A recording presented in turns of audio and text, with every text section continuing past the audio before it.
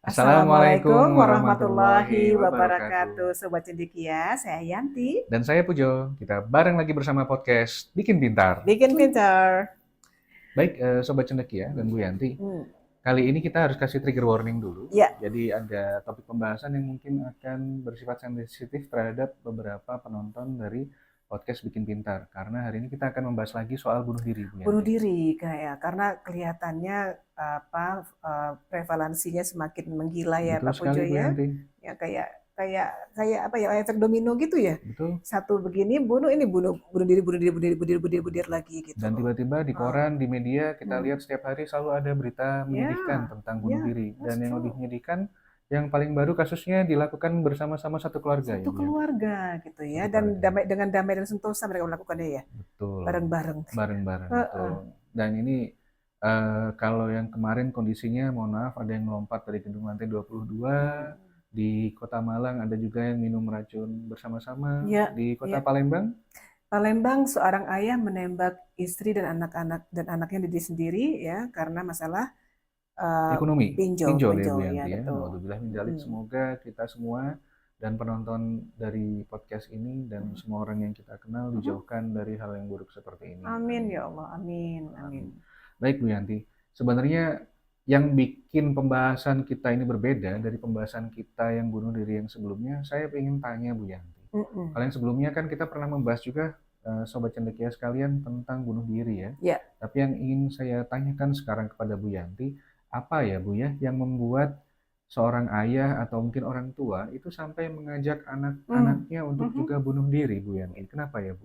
Ya, kalau secara research-nya kan kebanyakan orang memutuskan untuk bunuh diri itu kalau merasa udah kayak menghadap tembok gitu ya, nggak ada solusi lagi. Tapi sebenarnya kuncinya adalah merasa sendiri, Pak Pujo. Merasa sendiri ya Bu Yanti Sendiri ya? di dunia yang begitu ramai dan fana ini, sendirian dalam sebuah masalah. Nggak ada yang bisa menolong Hmm. ya selain mengakhiri rasa sakit itu. Jadi benar-benar Ya, sudah merasa tidak bisa ditolong lagi Bu Yanti. ya, padahal mungkin orang ramai di sekitar dia, tapi dia merasa sendirian, nggak ada yang bisa membantu untuk menyelesaikan masalah ini gitu ya. Nah, jadi sekarang kita mau melihat dari perspektif kesendirian ini, Pak Pujo, gitu. Apa yang membuat orang merasa sendiri sebenarnya, gitu ya. Jadi mungkin kita akan mulai masuk kepada eh, keberadaan atau eksistensi seseorang dalam masyarakat, Baik Bu ya. Yanti. Apalagi ini konteksnya bunuh diri satu keluarga Satu ya. keluarga, Jadi ya. kita coba lagi lihat Hmm. bagaimana peran keluarga yang baik Mm-mm. itu atau bagaimana suatu keluarga dengan pemahaman yang baik itu bisa menjauhkan kita dari kondisi merasa buntu, tidak Ya, ada buntu sekeluarga buntu lagi sekeluarga ya, begitu betul. ya Bu Yanti ya. Heeh. Jadi gimana Bu Yanti? Apa ya sebenarnya nilai-nilai yang semakin hilang Mm-mm. dan membuat kita menjadi semakin apa istilahnya terancam atau mungkin menjadi lebih cenderung mungkin untuk apa ya ya naudzubillah min dzalik ya bunuh diri sekeluarga seperti ini. Ya, Sebenarnya gimana sih Bu Yanti soal keluarga? Keluarga yang benar itu seperti apa? tuh. Jadi kita itu kan memang terlahir sebagai makhluk sosial ya gitu ya. Jadi Daniel Goleman dalam bukunya mengatakan di Social Intelligence dia Hmm. mengatakan sebenarnya kalau manusia itu ya tanpa hidup dengan manusia yang lain bisa mati loh. Mati nggak cuma mati secara fisiknya saja, tapi Hmm. mati rasa gitu, mati rasa dan apa gampang depresi gitu ya. Jadi kalau memang naturnya kita atau alamnya kita atau fitrahnya sebagai makhluk sosial gitu ya, ketika kita dijauhkan dari apa orang lain gitu ya, itu bisa berdampak kemana-mana Pak Pujo gitu ya. Nah yang terjadi sekarang ini semakin ke sini semakin ke sana gitu ya. Jauh kemana-mana gitu Mungkin ya Bu jauh Yanti. ya apa posisi role seseorang atau peran seseorang dalam society itu dalam masyarakat itu udah nggak jelas lagi. Yang mereka tahu hanya bapak, ibu, saya dan kakak saya atau adik saya gitu ya. Jadi keluarga inti saja ya Bu Hanya Yanti ya. nuclear family gitu. Jadi kalau ada hal buruk terjadi pada Hmm. saya dan keluarga inti saya, udah habis, Dunia sudah selesai udah gitu, selesai. nggak ada lagi, kita nggak bisa reach out kemana-mana lagi. Padahal sebenarnya kan ada extended family, Ada ada extended keluarga family, besar ya kan, betul. ada om, ada tante, ada sepupu gitu ya, dan seterusnya. Jadi sepertinya dunia sekarang di setup ya membuat orang merasa bahwa yang namanya keluarga itu hanya keluarga inti saja. Dan akhirnya mereka tidak tahu harus bersikap kepada yang sebenarnya keluarga mereka juga gitu kan. Hmm. Ya, contohnya lah berapa banyak sih kita sekarang ini yang meminta anak-anak kita, coba WhatsApp tantemu, WhatsApp ommu, atau Coba tanya kunjungi kabar nenek kakek. tanya kabar dari kakek gitu kan ya. Malah seringnya gitu kan udah dateng pun ya keluarga gitu kan malah lari ke kamar Kita main merasa game. takut atau merasa nggak nyaman dengan Nah, paman, bibi, kakek, nenek nggak di situ nyaman, ya. nggak nyaman. Alah, alah gitu kan, nggak nyaman, betul-betul merasa ingin segera lari dari mereka. Betul. Padahal yang namanya investasi itu ya Pak Pujo itu kan harus Harus dijaga, dibina ya, betul. dijaga gitu ya. Silaturahmi itu investasi ya, Bu Yanti. Investasi. Ikatan keluarga itu juga investasi, Bu Yanti ya. Betul, betul. Jadi yang sering terjadi, misalnya udah terlibat masalah, contoh yang keluarga itu ya, Iya, Bu. pinjol misalnya.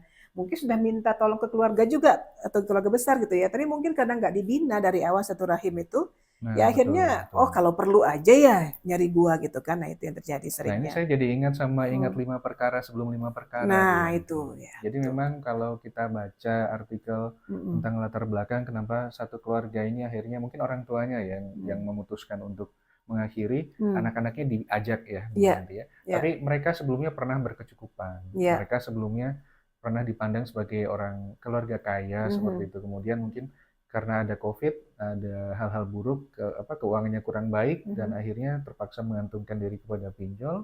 Kemudian setelah itu merasa buntu dan akhirnya terjadilah seperti itu. Betul, betul. Jadi 5 perkara sebelum 5 perkara itu salah satunya adalah lapang sebelum sempit, kaya sebelum miskin sebelum ya, Bu sempit, Yanti, iya. seperti itu. Sebelum kita membutuhkan orang lain gitu kan ya, Betul. pada saat kita nggak butuh itu tetap kita bina lah Tetap harus dibina dengan silaturahim baik, ya. betul. Tapi niat membinanya pun Iya, juga niatnya juga karena dengan kita apa? mau bilang nanti kalau ada susah tolong bantu saya ya, gitu Betul.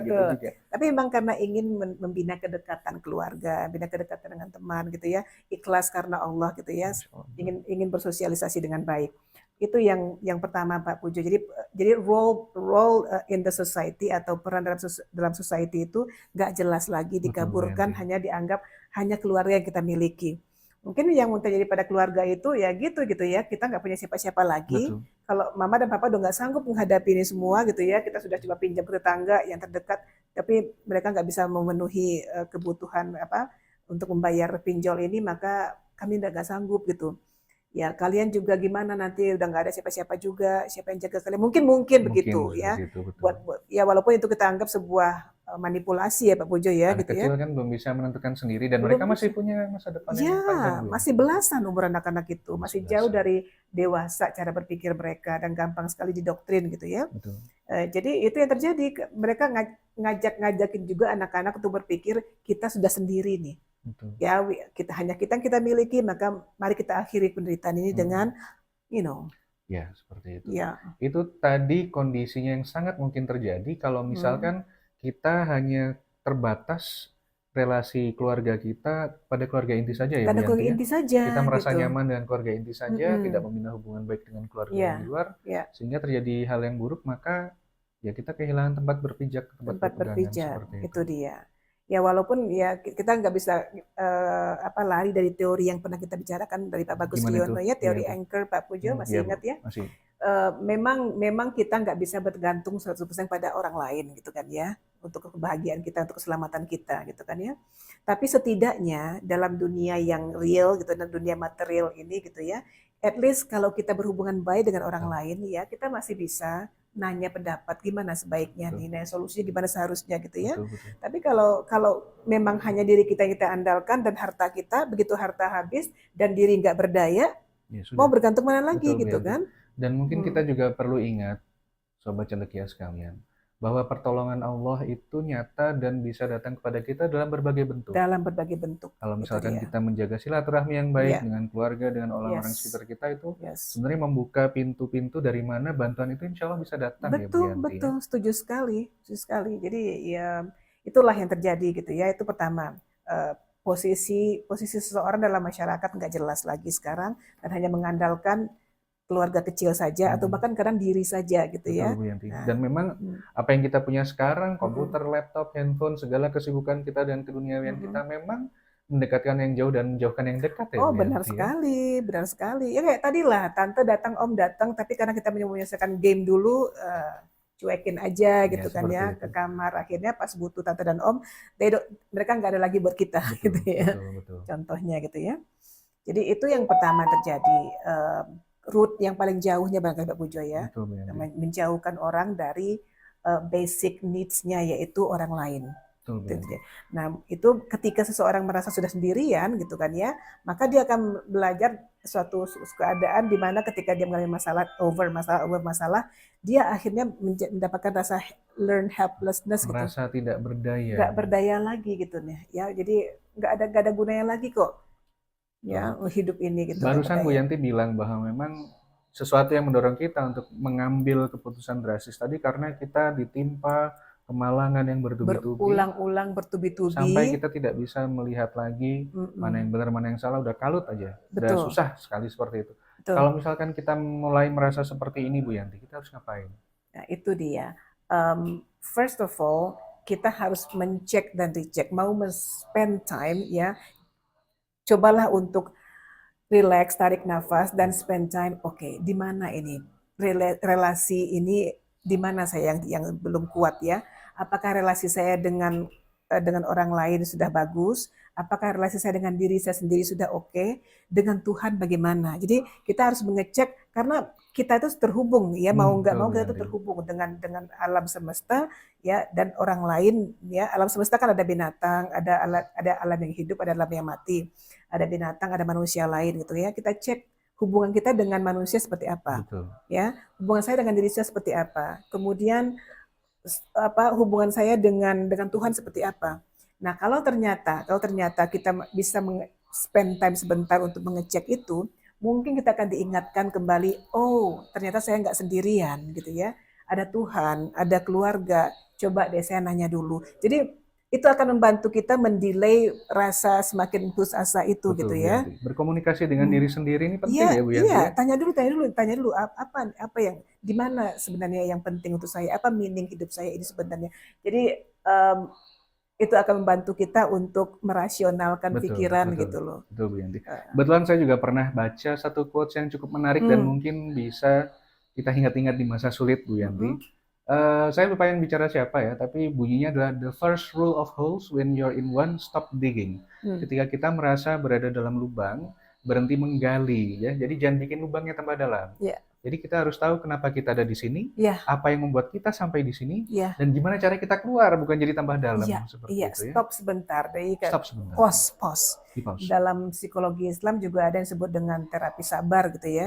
Salah satu caranya adalah ketika kita dalam posisi mentok banget nih gitu kan ya, stres banget, pokoknya marah banget, sedih banget atau gimana banget ya, kita harus pause dulu, berhenti sebentar, coba saya berkontemplasi dulu, kira-kira apa ya penyebab saya sampai di sini. Jadi itu akan memprolong rasa untuk menunda ya, atau mendelay rasa untuk mengakhiri itu. Kita bersabar dulu untuk buka-buka file di mana ini, bagaimana hubungan saya. Nah itu seperti itulah kira-kira. Di pause dulu. Di sini kita cukup paham ya Bu Yanti, bahwa sekali lagi dengan kemajuan teknologi dan bagaimana dunia ini semakin cepat berlari, hal seperti ini itu memang semakin sulit untuk dilakukan. Adalah lebih mudah buat kita untuk mengalihkan perhatian kita dengan mungkin scrolling mindless begitu ya, nggak ada gunanya, tapi sebenarnya masalahnya nggak selesai. Betul, nggak pernah selesai. Jadi beda ya, kita mengalihkan perhatian kita dari suatu permasalahan dengan bukan berarti memecahkan masalah bukan, ya. Bukan berarti memecahkan masalah. Sedangkan apa yang baru disampaikan Bu Yanti barusan, mengambil waktu untuk berpikir kembali, berkontemplasi, berkomunikasi dengan diri sendiri dan bersabar, ada usaha di situ untuk menyelesaikan masalah. Ya. Begitu. Betul, nah, setelah kita pause itu, kita bongkar-bongkar file lagi, di mana salahnya kira-kira, di mana terputusnya hubungan kira-kira di mana. Setelah itu baru kita ya, itu namanya strategi naik namanya gitu ya. Kemudian kita turun untuk mencari strategi yang baru. Jadi jangan stuck dengan satu strategi aja gitu. Cari strategi yang lain dulu, alternatif strategi gitu, baru. Nah itu akan membantu kita untuk menemukan optimisme baru. Betul Bu Yanti. Ibaratnya kalau jalan nafas kita terasa pendek, maka kita harus cari sumber-sumber atau jalan-jalan nafas lain yang bisa menjadi alternatif ya, sehingga nafas kita menjadi lebih luang dan panjang lagi seperti itu. Kalau dalam teori ruhnya Pak Bagus Riono dikatakan itu namanya challenge itu, problem itu, ya, jangan biarkan menjadi pressure untuk kita, jangan biarkan menjadi tekanan buat kita, tapi jadikan wah kesempatan untuk mencari solusi nih. Betul. Apa ya kira-kira ya, nah gitu. Betul Bu Yanti. Dan kalau kata Daniel Goleman dalam bukunya Fokus, kemampuan kita untuk mereframing ya, istilahnya memandang suatu masalah dari sudut yang lain, insya Allah sangat berharga sekali. That's true sir. Betul, itu dia. Dan selalu ingat teman-teman Sobat Cendekia sekalian di rumah, di belakang setiap kesulitan pasti ada kemudahan. Inna ma'al usri yusra, inna ma'al usri yusra. Itu janji Allah ya Bu Yanti. Dan selanjutnya faiza faragta fansab. Ketika kamu selesai, ya, kerjakan yang lain yang bermanfaat. Jadi bukan disuruh untuk hentikan rasa capek itu nggak dihentikan gitu, tapi kerjakan yang lain yang bermanfaat. Selesaikan satu demi satu. Insya Allah pasti ada jalan keluar dan akan ada kemudahan. Betul. Tapi kadang-kadang sulitnya begini Pak Pujo gitu kan ya. Dalam kasus yang bunuh diri berempat itu kan ya, karena kemungkinan masalah keuangan ya, masalah pinjol yang sulit dibayar. Sebenarnya kalau mereka mau mengganti mindset mereka gitu ya tentang apa yang disebut malu, tentang apa yang disebut dengan sukses ya. Bagaimana hidup itu sebenarnya bisa di restart gitu ya. Merestart itu yang kadang-kadang sulit ya. Kan bisa nih. Kalau kata dalam ustadz mengatakan at least do something, pasti ada rezeki kita. Karena rezeki kita sebenarnya sudah disediakan Allah gitu kan ya. Cuman Allah ingin melihat kita berbuat apa. Betul. Kalau yang ini gagal, usaha minjem ke tetangga gagal misalnya gitu kan ya, kan bisa mencoba untuk taruhlah meja di Indonesia ini enak banget. Ya, aku kan pernah bilang sama Pak Dudung, aduh kepengen enakan di Amerika ya, tinggal gimana kalau kamu di Amerika, kalau kamu udah nggak kerja gitu kan ya, kamu kan nggak bisa ngandelin social security aja, pensiun aja kata kan, bisa nggak kamu di situ jualan bala-bala di pinggir jalan atau buka warung Indomie pinggir jalan seenaknya tanpa izin gitu kan, nggak bisa kan? Nggak bisa. Kalau di Indonesia taruh meja depan rumah ya kan, taruh termos, taruh kopi, gula, Indomie, kompor, sejualan kita itu artinya. Betul, tapi kan mungkin karena standar hidup itu dianggap ya, kalau kita begitu berarti dianggap orang nggak keren, dianggap orang gimana, merasa itu bukan solusi gitu. Dalam hal ini kita yang menyulitkan diri kita sendiri ya Bu Yanti ya. Betul ya, kita mengeset standar yang masih ingat kan cerita kita tentang fluiditas ya, tentang bahwa sekarang jarak dalam sosial media ya, jarak orang yang kaya banget dengan orang yang miskin banget kayak nggak ada gitu kan ya. Betul. Nah jadi orang miskin pun menganggap inilah standar hidup yang seharusnya dia capai gitu kan ya. Padahal kapasitasnya beda, rezekinya juga beda. Rezekinya beda gitu kan ya. Jadi seharusnya dengan keadaan seperti sekarang ini, let's do something yang halal apapun juga gitu kan ya, untuk menyelesaikan masalah sambil memperbaiki hubungan kembali dengan keluarga besar dengan itu ya. Nah itu solusi dari aku gitu ya. Jadi memang sebenarnya ketidakberdayaan itu most likely kita menciptakan. Betul Bu Yanti. Ya. Betul. Kalau quotes dari Seneca ya, dia seorang ahli stoikism. Stoik ya. Betul. Jadi istilahnya banyak sekali kesulitan kita itu lebih banyak di dalam bayangan kita. Ya, betul ya. Di mata kita seolah-olah kesulitan itu adalah seluruh dunia. Padahal sebenarnya dalam kenyataannya hanya setitik dalam dunia universe yang sangat besar ini. Betul. Jadi kalau kita bisa berhenti sejenak, merubah perspektif kita, coba melihat masalah yang kita hadapi dari sudut pandang lain, semoga kita bisa mendapatkan gambaran atau mungkin jalan keluar lah ya, yang bisa kita usahakan untuk menyelesaikan masalah yang kita hadapi. Betul. Dan yang ini yang paling penting Pak, seperti yang pernah aku bicarakan soal bersyukur tadi itu gitu kan ya. Apa namanya scarcity mindset dan growth mindset gitu ya. Kita harus tahu bahwa dunia ini penuh dengan opportunity gitu kan ya. Maka syukuri dulu apa yang sudah kita punya. Masih sehat nih aku nih gitu kan ya, masih bisa makan. Kaki masih dua, masih ada, tangan masih dua, masih bisa lakukan sesuatu. Betul, maka bersyukurlah dulu. Bersyukur, dan dengan bersyukur janji Allah dalam Quran juga dikatakan kalau saja kamu bersyukur, aku tambah. Segala-galanya ditambah loh. Kebaikan-kebaikan itu gitu ya. Jadi muncullah dengan growth mindset itu tadi gitu ya. Syukuri dulu apa yang ada sekarang. Itu kita punya aset ini ya, kita punya aset itu ya. Kata Pak Ibu tadi mobilnya bisa dijual dulu kan, jual dulu apa, jual dulu. Juga masih lengkap, dikumpulkan dulu. Handphone dijual dulu, kenapa? Rumah dijual dulu, apartemen dijual dulu, kan bisa sebenarnya. Semoga begitu. Ya, kemampuan mengkalkulasi tertutup ya, karena standar dari mindset sudah salah, karena exposure dari panca indera yang salah, akibatnya mereka tidak berempati kepada sesuatu yang seharusnya mereka empatikan. Empati kepada anak gitu kan ya, empati kepada anak, diajakin bunuh diri segala semacam gitu. Betul Bu Yanti. Dari tadi karena Bu Yanti bilang syukuri apa yang ada, saya jadi pengen nyanyi nih. Oh, iya apa tuh, Pak? Syukuri apa yang ada. Hidup ini adalah perjuangan yang Ini siapa yang nyanyi sih? Jangan menyerah Bu, The Massive. Oh, The Massive. Hidup ini adalah perjuangan seperti itu. Jangan menyerah intinya. Jangan menyerah. Jangan menyerah. Jangan menyerah. Ya. Jadi dan semuanya selalu dimulai dari hati yang bersyukur. Yes. Insya Allah itu obat segala penyakit ya Bu Yanti ya. Kita count our blessings, kita coba hitung lagi nikmat Allah apa yang sudah diberikan kepada kita. Jadikan modal untuk maju. Betul. Modal untuk maju. Jangan ke belakang, aduh kita kehilangan ini, kita kehilangan itu, kita nggak ada ini, nggak ada itu. Kalau gitu ya. Kita menghitung apa yang kita tidak punya atau yang sudah kita hilang. Gitu. Allah tambah lagi apa yang kita komplain. Betul, jadi kita malah jadi tambah susah sebenarnya. Tambah susah. Gitu. Coba mindset kita diusahakan dijaga agar kita positif tanpa menjadi toksik ya seperti itu. Betul. Dari hati yang bersyukur, semoga dari situ ada kekuatan ya. Betul, betul, benar Pak. Ya, itu tadi kita pernah juga bicarakan masalah ini di masa lalu gitu ya. Kita berhenti sebentar, kita lihat apa yang kita punya nih, apa kita punya nih. Oh ya jual dulu, itu yang aku maksud ya. Daripada kita sibuk memikirkan apa yang sudah ada, sudah lewat begitu ya.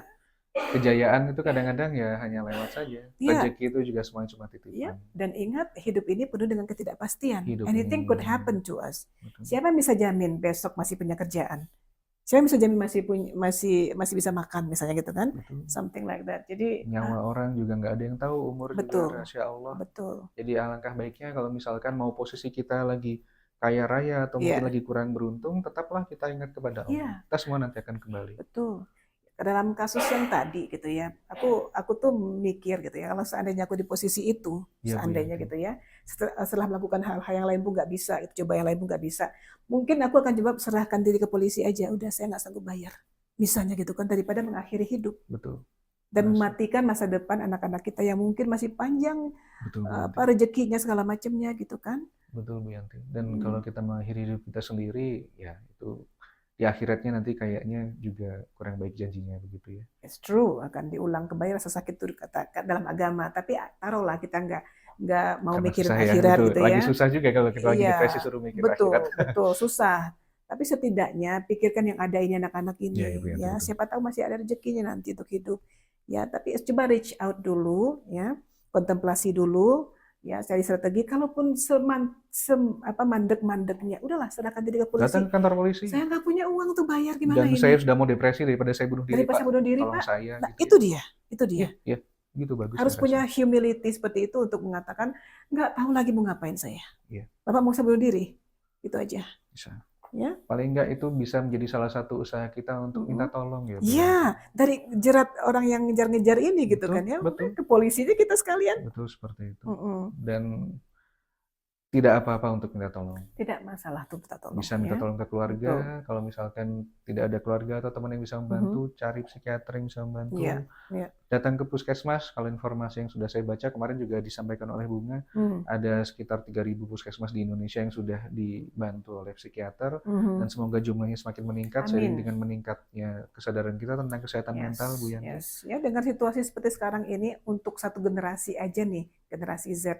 Masa 91%-nya ada masalah mental gitu kan? Betul. 91%, Pak. Sedangkan 50%-nya udah gitu. Ini 91 gitu. Iya, betul. Ya, jadi udah seharusnya masalah kesehatan mental ini jadi apa? Prioritasnya pemerintah untuk menghandle-nya gitu ya. Betul, ya. Dan jangan pernah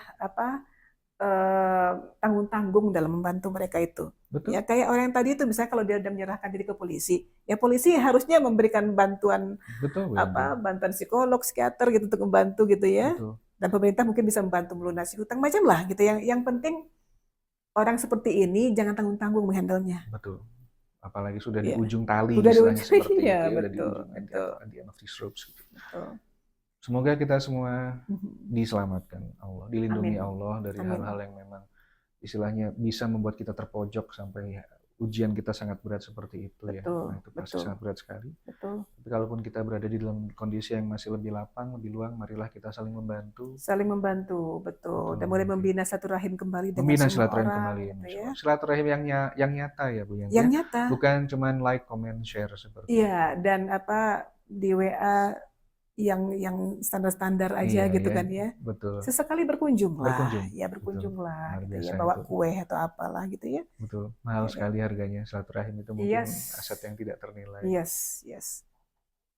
Palingan Gitu. seperti itu, teman-teman sekalian. Mari kita doakan ya, semoga teman-teman kita, keluarga kita yang mungkin sekarang dalam kondisi kesulitan, semoga bisa kita bantu atau semoga bisa mendapatkan pertolongan Amin. Allah dalam berbagai bentuknya. Amin, amin ya rabbal alamin. Kita juga semoga selalu diberikan keluangan, kelapangan, dan kekuatan untuk menghadapi masa-masa sempit.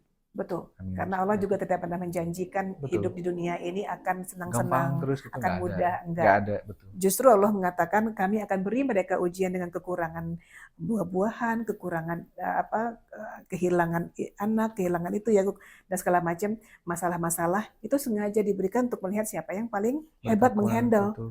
permasalahan itu. Betul. Ya. So, jadi bukan tempatnya lah bersenang-senang ya, tapi Allah menjanjikan kalau kita bisa melaksanakan syariat dengan baik, maka kita mendapatkan hati yang tenang. Dan dalam menghadapi masalah apapun tenang aja, biasa aja gitu. Betul. Dan itu insya Allah kekayaan yang sebenarnya. Ya, hati yang tenang ya, Bu. Ya, nafs mutmainnah istilahnya gitu ya. Masya Allah, hati betul. yang tenang. Biasa aja dapat anugerah yang sangat besar, nggak teriak-teriak, gitu ya. Nah, kalau duitnya hilang langsung nangis, guling-guling di lantai. Nah itu, ya pokoknya biasa tenang aja. Ya innalillah wa inna ilaihi rajiun. Yuk kalau gitu kita bersabar sebentar dengan cara kontemplasi, misalnya gitu kan. Gitu. Ya, betul. Gitu. Demikian Bu Yanti, saya rasa sudah banyak juga saya belajar hari ini. Terima kasih. Semoga ini juga bisa membantu Sobat Cendekia di rumah untuk belajar hal baru. Yes. Stay strong and stay smart, Sobat Cendekia di rumah. Kita akhiri dulu podcastnya, Bu Yanti. Yes, Terima kasih. Wassalamualaikum warahmatullahi wabarakatuh.